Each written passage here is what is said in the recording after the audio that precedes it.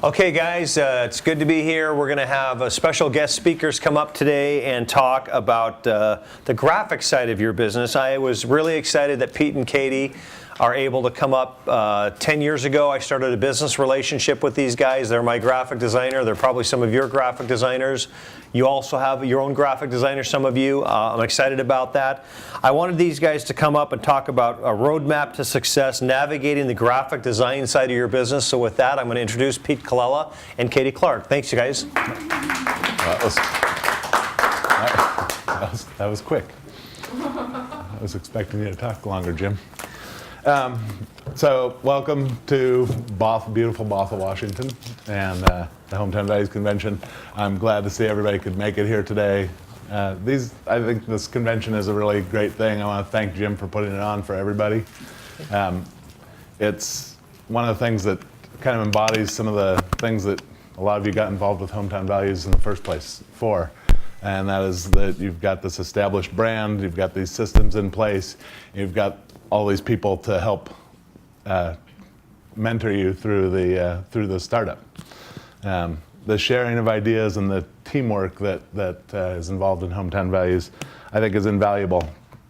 With all the knowledge that's just in this room, well, Mark's gone now, so most of the knowledge left, but that's all right. Jim already introduced me. I'm Pete Colella. This is Katy Clark, my wife. We've been working with Jim since 2004.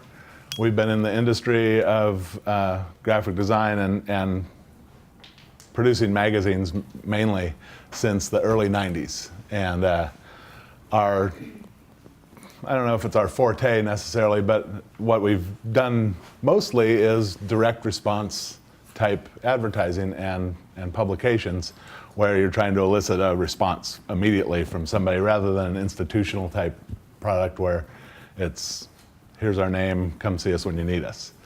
Coupon magazines, you want to get them to act on the ad immediately. So we're here today to help you understand kind of what our side of the business is like, and we've tried to create this partnership with the graphic design side and the sales side to make your business more successful and your customers' businesses more successful. One thing, I'm a very anxious public speaker, so you'll have to bear with me a little bit. There'll probably be a lot of ums today, and I'm nervous about talking in front of people, which is odd because most of you know I sit and talk in front of 30 to 40 kids every single day because I coach swimming. But in graphic design, there's many different roads to get to the finished product, which is a beautiful ad that gets great results for your customers. All designers don't work the same. In fact, almost every one of us works a little bit differently. Katy and I work very differently on how we use images or what type of files they use or what software they use. So we're going to try and stick to what's constant for everybody because not everybody works with us. The main thing, and I talked about this already, but if you can kind of hold questions to the end, we'll have question and answers and everything. Did you hand out the handouts? No. Oh, we have some handouts that talk about some of the stuff I'm going to talk about and show you some examples of some good and bad things. You can use these to take notes on. They'll be hopefully somewhat informative at the same time. So there's two types of graphic design work. There's creative work and there's production work. Creative work is what an ad agency does. Creative work requires you to meet with the customer and figure out what they're trying to go for, establish branding and styles, and it takes a lot of time. It's usually months of work to get to something. Production work is what we do, and that is trying to get an ad out quickly and making it nice at the same time. So Hometown Values graphic designers are all doing production work. We're supposed to get all the pieces from you and assemble them into a final product that looks beautiful, gets results, and most importantly meets the specifications of the product that you're doing. So in this case, producing a magazine and working with the printers. We go through a lot of volume. We're sometimes we're putting out 50 ads a day, whereas the creative side, they're putting out one ad every month or two. And that costs a lot more for that type of work. So we don't meet the customers, so we're trying to create an ad for someone that we've never met. We don't know what their shop looks like. We don't know what they're like. We don't know what they're going for. We rely on you to be that liaison and give us that information. So that's what we're going to talk about today mostly, is the gathering of that information and how to get to a good final product. We like to think of it sometimes as a roadmap. There's the destination, which is whatever that ad is going to be, and we're sitting in the car waiting for you to load in the baggage and get in the car, and we'll take you to that destination. But we need a number of things first. There's a lot of different ways to get to that destination. There's the straight, direct route, which is what we're going for. There's shortcuts every now and then. There's detours sometimes. There's washed out bridges a lot of times. Sometimes you're walking along the road and you step in something. And that can mean a lot of different things. But good artwork is a very big key. I'll be talking about that in just a moment. So the standard for software in the industry is the Adobe Creative Suite. Most designers are building everything in InDesign nowadays. There's very few people that are still using Quark or PageMaker or different things. If somebody ever tells you they're using Publisher, run the other way as fast as possible. The goals are pretty similar. Our goal and your goal are probably pretty similar. Our goal is to make this as quick as possible, as beautiful as possible, and make something that gets redemptions or brand recognition or whatever that customer is going for. So how do we get there? We want to streamline that process as much as we can. And if we have lots of changes, change after change after change, it bogs down the system. It bogs it down for us. We end up spending a lot of time making all these changes and making new proofs. You spend a lot of time proofing the ad. The customer spends a lot of time proofing the ad. So the closer we can get to our destination at the beginning, the better starting point that we can have, the more streamlined the process will be. There are standard components to every ad that we produce. There's content, there's offers, there's a logo, there's a contact information. Those are kind of easier things. It's easy to get contact information. You've met with them, you've been to their store. Sometimes it's a physical location, sometimes it's just a phone number ad. The other thing, offers are easy to get from the person. However, we'll talk a little bit more in depth about offers in a few moments. And the content or bullet points that highlight their products or services, that's easy stuff to understand. Everybody knows how to do that. The part that becomes a little tricky is getting artwork. Logos and photos and graphics it's like pulling teeth sometimes to get the artwork from a client, because you're working with 75% of the people are probably smaller businesses, local businesses. They don't have all the resources that you would get if you were working with McDonald's or Coca-Cola or something like that. So let's talk about art for just a minute. Logos, we always want to get vector art. And what is vector art? Vector is a piece of art that's built in Illustrator. There's a few other programs, but for our purposes, it's Illustrator. They're scalable to any size without losing quality. They are not photographs. They're mathematical computations with points, and it's very complicated. You can look it up on the internet. There's plenty of articles that tell you what vector is versus raster. excuse me. Vector art is what you want for logos. Raster art is photographs, images, everything else. And most of the time we're getting raster art for logos also.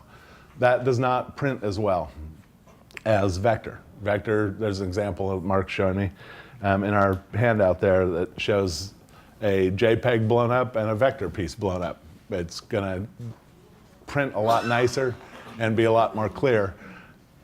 We always want everything to be perfect, so we're going to hammer on everybody. If you don't get us the best, we're going to ask for vector. Can you get vector? Can you get vector? If we don't get that, if it's a raster piece that's usable, we'll use that still. And most of the time, nobody would ever know except us. However, if they tell you to get their logo off the web, that's where it gets a little dicey, because those images are usually very small. They're always raster, and they just don't transfer well to print. Identifying a vector graphic is really all on us. You're not going to be able to do that unless you really have a little bit of experience in the graphic side and have the software and are able to open up the files and look at them. But a basic understanding would be there are file types .ai, .pdf, and .eps that can be vector. Does that mean they're always vector? No, it doesn't, because those can be raster files too. If it's a .jpeg, PNG, TIFF, BMP, GIF, those are always raster. They are never vector. So that's we have a list of those files in there that you can take with you and kind of refer to when somebody hands you something or sends you something and say, oh, okay, this is not vector.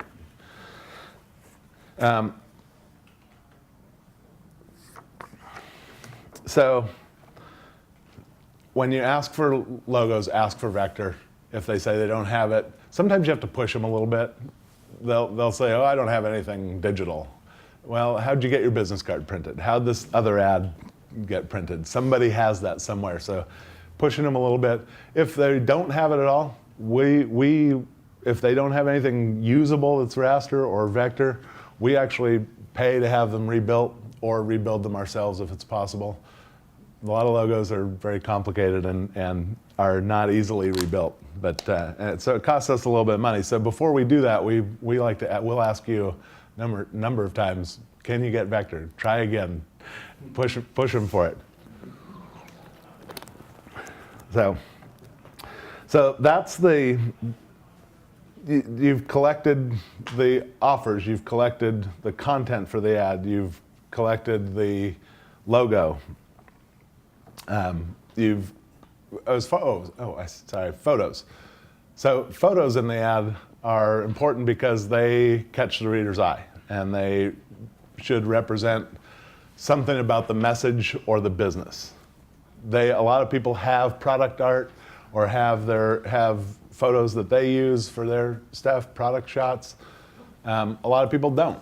If you don't, we have a few resources that we use to find art that you can go and look at. And I find that going in there and looking for something for one person, I oftentimes find stuff that would work really well for other people, or it gives me ideas.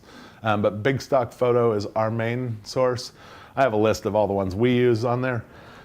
They're great to browse around on, and they help give you ideas for ads, whether it's the ad you're working on right then or maybe something that you've come across along the way. So you've packed your bags. You've got all this information. Now you're ready to get in the car, but we still need the destination. And this is probably the part that seems to be the hardest thing for new people to really get going on. And I always say it takes about 6 months of doing this before we learn what you do and you learn how we do things and what we need.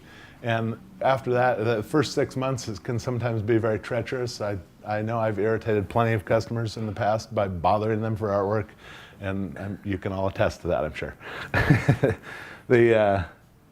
But so there's two ways to get that roadmap that tells us what our destination is. One is by hand drawing out a layout. And I encourage all new people, especially, to do this frequently with their ads, because when you hand draw the layout out, you start learning how things fit and how the sizes, the different sizes work with different shaped photos and different shaped logos. When you do draw it out, it's important to make sure you're drawing to the size that it is. We have an ad layout, ad submission form that has boxes on it that you can kind of make almost every size up to a certain size, up to, not a full page, but that can be done on a full page very easily. What drives us crazy is we'll get a lot of times an ad layout that is drawn out on a full page piece of paper, but the ad is for a 3rd page horizontal. You can imagine how that ends up fitting in there. There's a lot of stuff that needs to be cut out. We don't know what that is. We don't know which bullet points are the most important to the customer because we haven't met with them. You have. So the other way to get that roadmap to us is by examples. We use box.net. Those of you who work with us know that we have ads from the last 7 or 8 years in there. There's, I don't know how many. There's 10,000, 30,000 files in there, probably 10,000 different ads. You can collect ads from there. You can collect ads from Valpak. You can collect ads that you see in a magazine, something you see driving down the road. Maybe you saw something on TV. I always encourage everybody to collect all those ads, file them in their car. I think Jim does this, encourages the same thing. And when you're going to meet with someone, pull that file out and say, hey, here's a bunch of Mexican restaurant ads that I thought really worked well, but what do you think? It gets the customer talking, and you can learn a lot from listening to what they say about those ads. Oh, I really like this. Ooh, that one's terrible. So you can sorry to interrupt, general ads, not theirs from the past, just people, local competitors, whatever, and you're just like, what do you like? Yeah. Stylistically. Yeah, it's learning what the client likes. Anytime you can get something in front of them that they see, and they can say, oh yeah, I really like that. Sometimes they won't like anything. They want to be individual. They want to have their own thing and not be like anybody else. So sometimes it doesn't help. Well, but you're also planting the seed that their competitors are advertising. Correct. So having those and then being able to provide those, send that over to us, say, hey, the customer really liked this style, this look. That really gives us a good visual idea of what you're going for and what the customer's going for. So collecting samples or hand drawing are kind of the 2 ways to get that done. Some of the things when you are, I think I talked a little bit about this already, when you're giving us a sample ad, one of the things we see a lot is take this ad. They love this ad, put their logo in it, and here's their photo. Well, their photo is this shape instead of this shape, or their logo is a circle instead of a rectangle. Just make sure you're aware of that when you're sending it in so that you know, okay, all of a sudden I have this space that's this wide for a logo, and I'm going to put a circle logo into it. That's going to end up being this size. Now we've got all this blank space to fill. Or vice versa, if it takes up more room. So those are some of the things you want to make sure you consider when recycling an ad or using a sample ad. The other thing is the flow of how the ads flow together. If it's in the magazine, for example, if you have a right-hand page, those are going to be mostly your high redemption coupons, your foods, your spas and salons. Left-hand pages are going to be more your home improvement, banks, mortgage officers, that type of thing.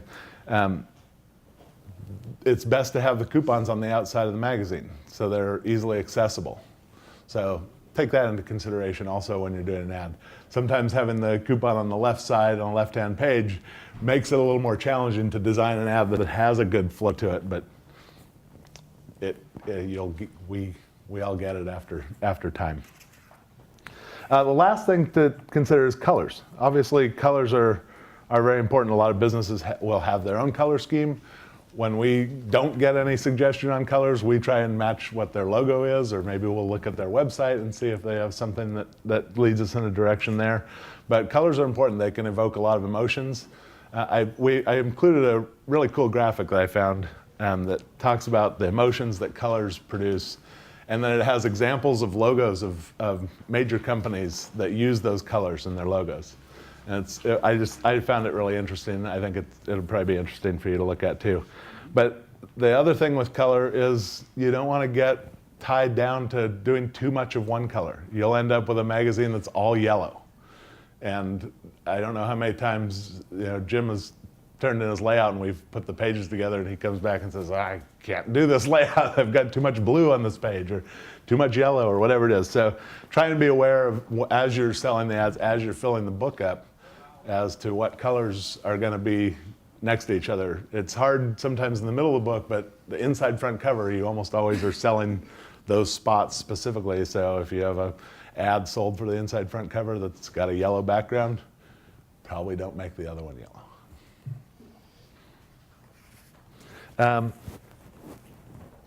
Okay, quickly, I'd like to talk about offers.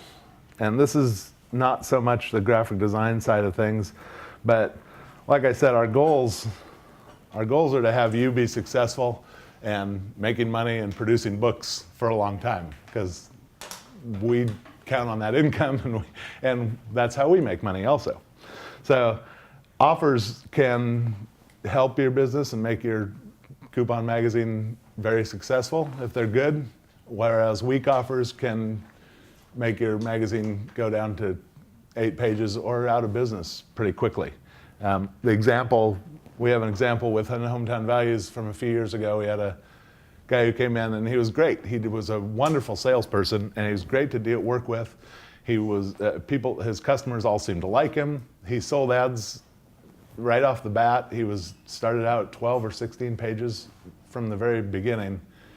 And after his first couple issues, I started noticing that most of his coupons were weak. They were 5% off, 10% off. Sometimes didn't even have an offer in the ad. I warned him about that. I told him about that. Jim talked to him about it. and he kept saying, well, that's what they want. That's what they want. And I said, well, you really need to counsel them on what makes a good offer. What makes people bring that ad in and redeem it. At the year point, he was down to 12 pages and 8 pages. And then I don't think he made it a year and a half before he was just gone. And it was not his work ethic. It was not his sales ability. It was not his desire to do this. It was purely not getting good offers in his magazine that put him out, because he had good territories and a lot of good things going for him. So strong offers. And Jim talks about strong offers all the time. I'm not going to go through all of them. But one thing I want you to be wary of is the customer that asks you to boost their bad business. And by that, I mean, say a restaurant has a really good dinner crowd. Everybody loves their dinner. They're always packed, but they don't have anyone coming for lunch. And so you go in and you're talking to him and he says, well, I don't really need to, I'm not going to discount my dinner because I'm full there all the time. I don't need that, but I really need more lunch business. So let's run a coupon for lunch. You don't want to do that. There's a reason their lunch business is bad. Either that cook that does that is bad, they're not in a location that makes a good lunch, makes for a good lunch crowd coming in.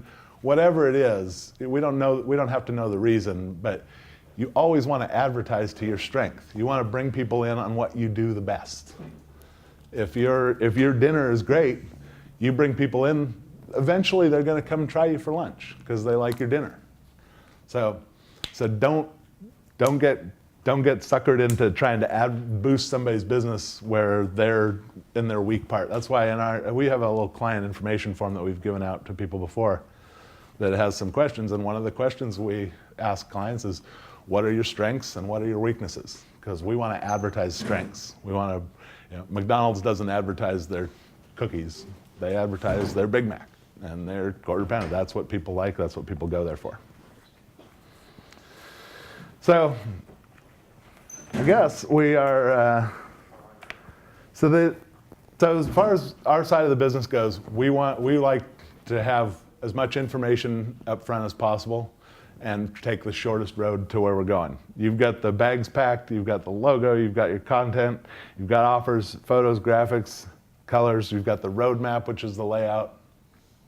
And now now we can take you there, and hopefully we don't have a lot of pitfalls along the way. There's always something, the logo's bad, we don't design the ad the way the customer was expecting it.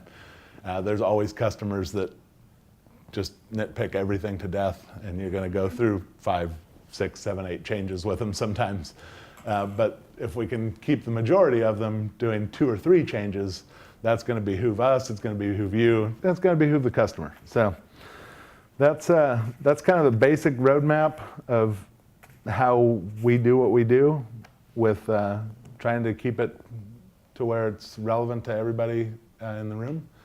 And I can answer questions from here. Katy can answer questions. So fire away if you have some.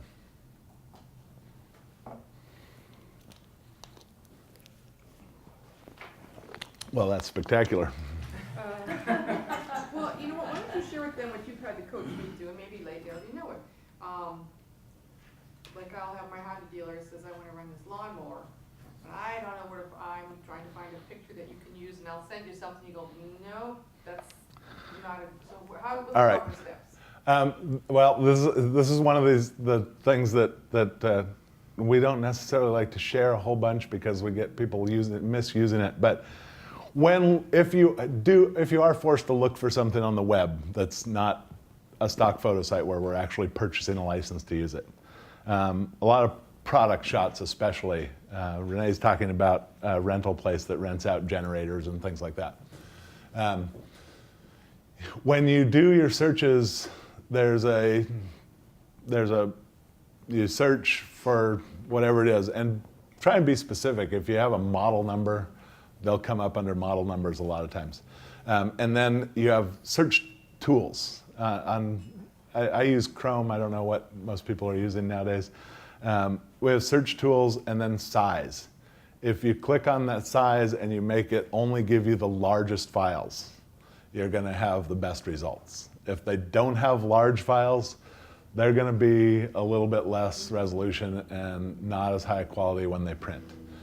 If they're small, or I think one thing I skipped over in here was file size is a really good way to tell if your art is high res. It's not perfect, but when we use files, we use Photoshop documents, which are a little larger than most people. A lot of people use JPEGs. JPEGs are compressed by nature, and you never know how much they've been compressed. And when you compress artwork, it becomes more pixelated, less clear. So I'm not a big fan of JPEGs. Most people use them, and that's what we get a lot of times. But if the file size is under 100K, and this is going to get to techno speak a little bit, if it's under 100K, you're probably looking at a fairly low res image.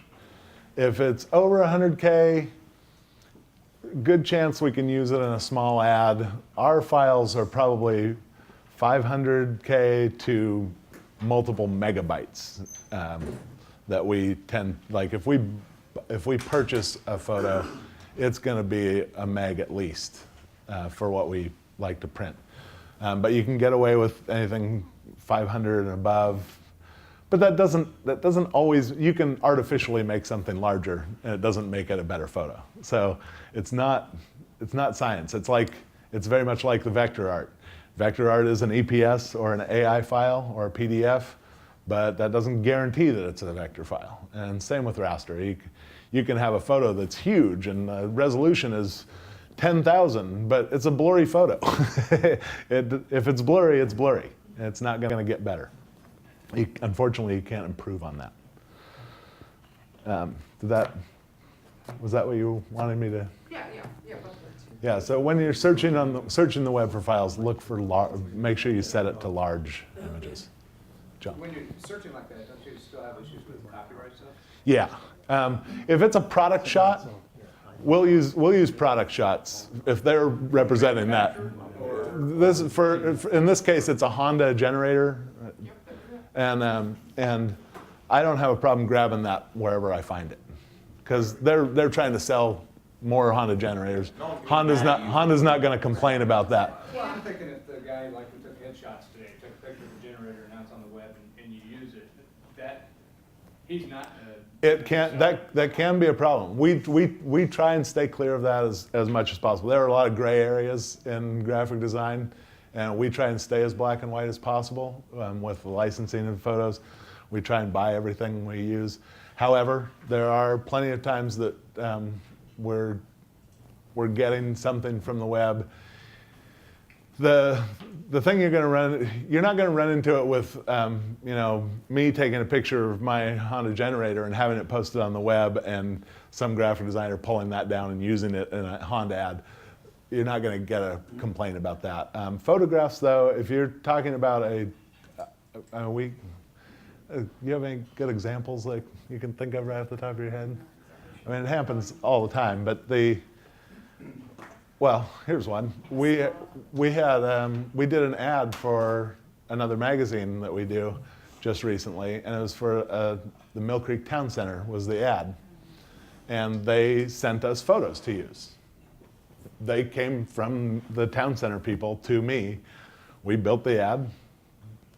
Originally, when I built it, I didn't use their photos. I bought stock photos. I licensed stock photos because I thought they'd be better, but they wanted their photos to represent them. Okay, fine. They were decent enough photos, so I put them in. The magazine printed, and about a week later, the publisher got an email from a photographer who had taken one of the shots that was in the ad. The email said, "Thank you for using my photo in your ad in your magazine. I usually charge $250 for usage of a photo. You can let me know if you're going to let me have an ad of that value or you'd like to pay cash."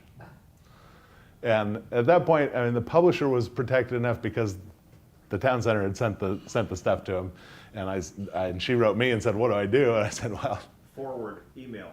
yeah." So talk to the Town Center. They're going to have to deal with that. And in this case too, we were replicating an ad that had used those photos. That Wow. was a previous. Yeah, it was they'd use those photos. The Town Center's previous ad, and they were asking us to replicate it. So they, at some point. So yeah, we as far as that's why we stay away from. That's one of the reasons we stay away from using photos from the web, because of copyright. And copyright and intellectual property is it's a long topic to discuss. But if you try and stay away from that, stay clear of it. Use stock photo sites. Use art that you're given by your customer. We've never really had an issue with it. Can you also share with us, because we have a good working relationship with the local newspapers and even Valpak in our area, and sometimes there's a sharing of artwork, or they would like to have our ad. Why they can't have all the pieces and parts? Why can't you just give them everything they need? Why is that? That's a good question. Well, first off, it's illegal. That's the most important thing. If we purchase a photo from bigstockphoto.com, we're not purchasing the photo. We're purchasing a license to use that photo. So in our licensing agreement with them, and everybody who purchases from them agrees to these terms, you are allowed to make one copy as a backup and keep one copy on your computer. I can't send it to another person to use in a design. I can't send it to the customer if I don't know how many times Jim or somebody's asked, "Hey, the business that we did this ad for, they love that photo. Can you send it to them?" Sorry, no, I can't. And a lot of people do. I've gotten plenty of files from companies with photos in them that are labeled iStock number 00123455. And I actually go and repurchase them usually when that happens, because I don't want to report them, but I just don't want to risk it. I'm not big enough to fight Getty Images. They have a lot more money and a lot more lawyers than I do. One problem with that would put me out of business. So I'm not willing to take that chance. And so if somebody's looking to have somebody else, they want to use the exact ad, so we would just contact you and you could tell us where you got the photo from, and they pass the information so they themselves, their graphic artists, could purchase it. Yes, all our images are named with the photo number and the website that it comes from, so we can tell them where they got it. And it's not, they're getting more and more expensive. And iStock photo now is, what was it last? It's like they've gone to one price for every size, and it's like $80. Like, whoa. So I put that on the list as a place you can search for photos, but try not to use those. I can't afford to buy $80 photos for your ads. primary big stock is it not? Big stocks are our favorite. It seems to be the most user-friendly for having the best selection and also being reasonably priced. So,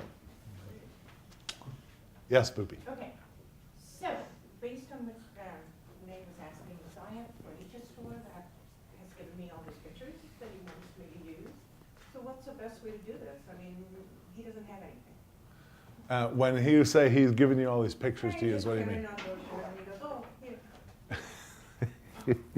So would we have to go to Big Stop or one of your sites and look for something similar? Or would Well, we go- the problem with that becomes he's doing product shots, right? These are couches and which furniture store? Oh, international. Hey, does So Manufacturers of the furniture or pictures? could we go? yeah, he should be able to get those things from his manufacturer, but again, you're dealing with people who aren't used to doing this, and that's where pushing them to get the good art comes in. So would I have to go and search the manufacturers, look for the picture, send it to you? Like Strands, I mean, I don't know what Strands does with Jim. Strand sends us. Sends us all the stuff. Have you in the past taken a nice brochure that the company produces, and we'll be able to scan them at a high res? We haven't done that. We haven't Would done that that push in it 15 years. Scanning just doesn't get you very good art. In a lot of cases, if they have furniture or products that what the furniture, what the stock number of the item is, or the whatever the, you can do a search on the web, and oftentimes you can get that, because product shots on the web are generally pretty high resolution, and we don't mind using those as long as they're representing those products. Don't scan the image and email it. You can scan it and email it to us. Scanning produces pretty low quality reproduction. And I'd say within the past 5 years or so, more and more companies have digital stuff available.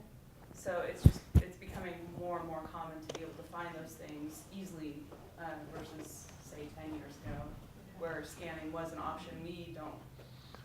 We haven't had to scan stuff. I mean, I think I scanned something for Roxanne, but it was very particular shot from a client, and it's.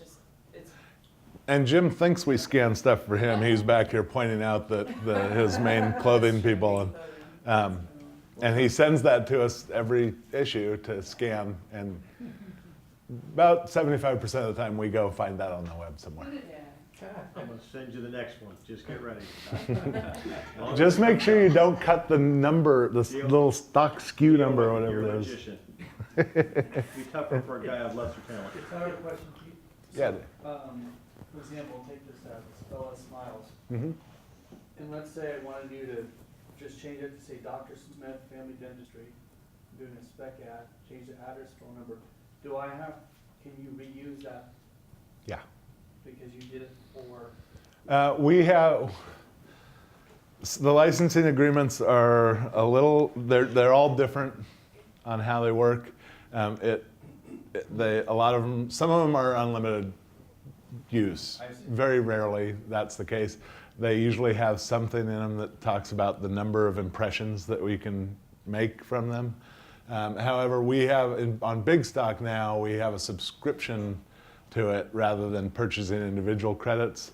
So therefore that allows us to re-download photos and use them more frequently. If it is a picture that comes from the client specifically, we will let you know. Yeah, that's true. Sometimes- I think that's a stock You photo. can't take a subway sandwich Yeah. photo and stick it in your local, Or- sub shop type ad. Or a Mexican restaurant, for example, they'll have pictures from their own restaurant, and we don't.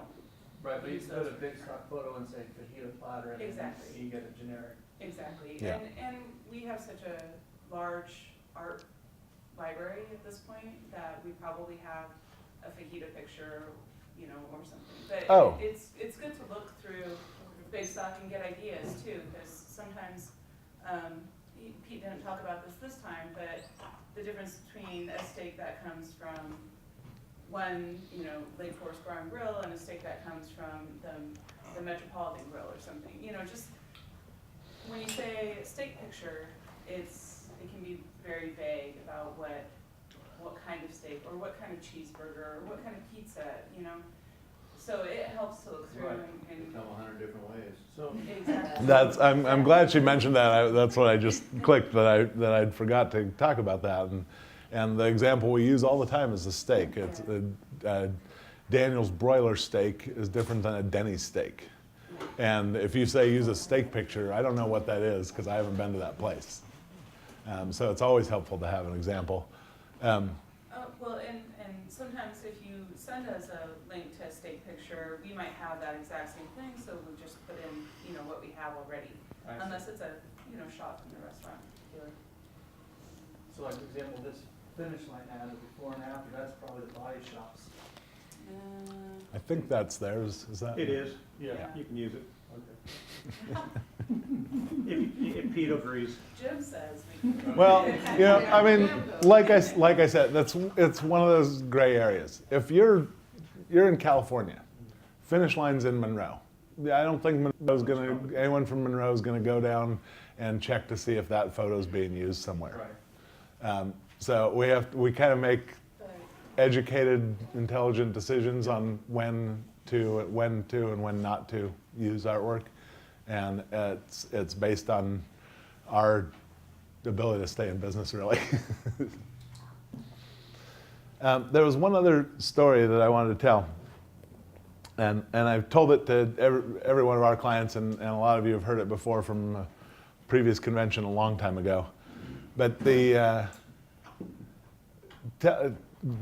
giving us a feel for what the business is like and what they're all about can be not only very helpful, but instrumental in getting an ad back that reflects their business. And the story we tell a lot is actually not one of ours. It's from another designer who used to do Hometown Values, Nathan. And he had a customer down in California in Redlands that I think it was Redlands. It doesn't really matter where it was.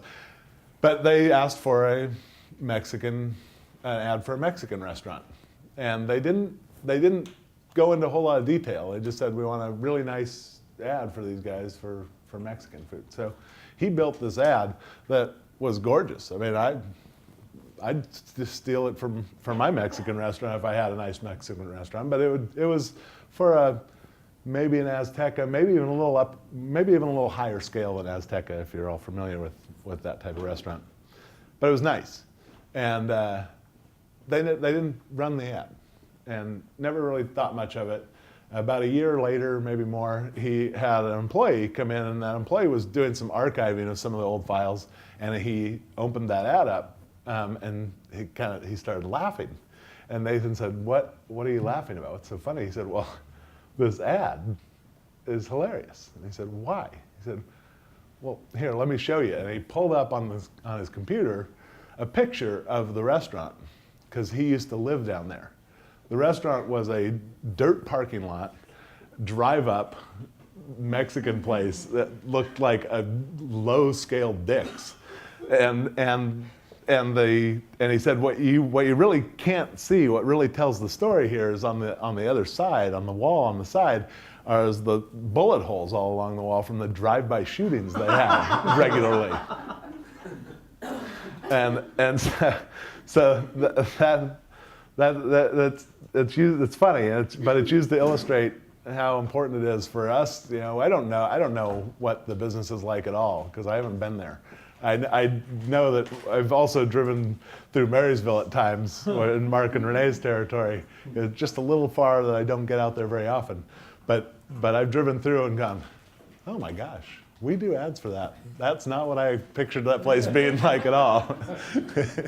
And so it's important for getting the customers to cut the ads out and use them. If they take that, they say, "Oh, look at this Mexican restaurant." They get that. They walk up, and they're like, "Oh," they turn around and leave. So you got to make sure the consumer is getting what they expect also. Anything else from this side of the room? Nobody's chimed in on this side of the room.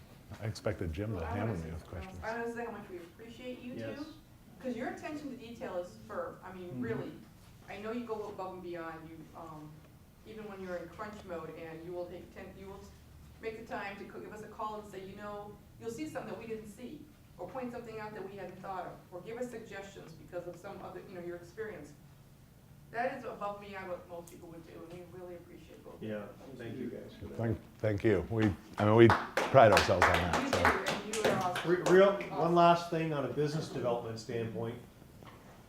How can we help you guys generate more business from dealing with our customers? You've obviously, created maybe helped one of my clients build an ad. They loved it. It turned into a banner you built for them, some business cards, a menu, a place in Monroe that I deal with. I mean, handing your business card, trying to put together an email introduction. What helps you guys kind of develop a rapport? And Well, I think just knowing that you have us as a resource, and when you see people that need business cards, that's kind of an in. We've often thought of, I think Roxanne was saying about offering a free set of business cards to a customer that signs a 4-time contract. you're talking 1,000 cards, full color, through Pete's, probably $40-50. 49 Is that bucks a they better charge way for to that. keep your rate, 4-time contract, and you give them 1,000 cards, and when they run out, guess who they have to reorder from? Hello, McFly, you know? And we personally, and this, I can't speak for all designers, but we personally do a lot of we print banners. I actually brought our banner. I was going to try and put it up as a backdrop, but no, not the Seahawk one. The Seahawk one is in the house. Yeah, we do vinyl banners, brochures.